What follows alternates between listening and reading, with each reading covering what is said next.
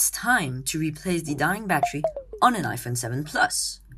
For this repair, you're gonna need the following tools: a pentalobe screwdriver, a Phillips screwdriver, a tri-point Y00 screwdriver, a suction cup, and a pry tool to lift the display, and optionally, you might want to have a hairdryer or a heat gun to loosen up the adhesive holding the phone down. First, shut down the phone. Then at the bottom of the phone, there are two pentalobe screws which fasten the screen down. Using a suction cup, I'm gonna lift up on the display and put a pry tool in between. If the suction cup doesn't make a gap, you can also use heat to loosen the adhesive. Prying around the screen, you must be extra careful.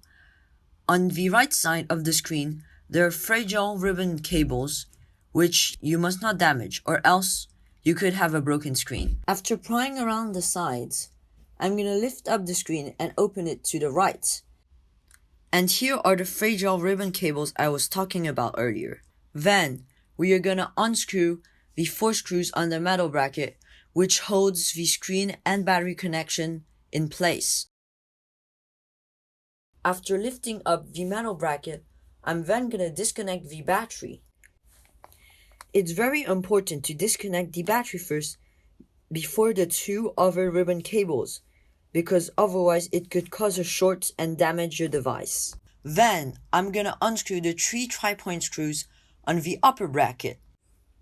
Lifting up the upper bracket, I am gonna disconnect the earpiece speaker.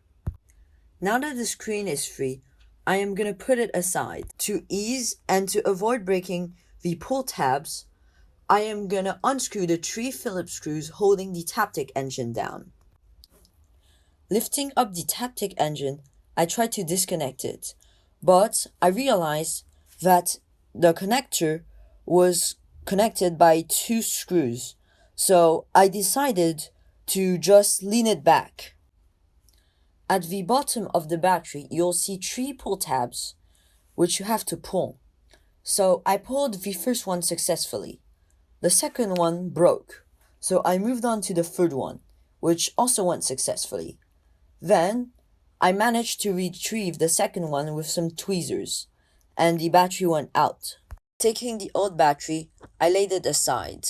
Taking the battery adhesive, I peeled off one side and aligned the edge of the battery onto it. After, I firmly pressed the adhesive against the battery. I peeled off the other side of the adhesive. I also removed the blue strips of the adhesive and pressed the adhesive against the battery. With the adhesive correctly applied, I first plugged in the battery connector and stuck the battery in place. Laying back the Taptic engine correctly, I proceeded to rescrew the true Phillips screw holding it in. Before plugging in the screen, I made sure the battery is disconnected. After plugging the earpiece, I reconnected the battery. I powered on to test it. Making sure everything was working, I powered it back off and disconnected the battery, then screen. I tried applying a waterproof seal, although it is not necessary. It'll just make you lose waterproof.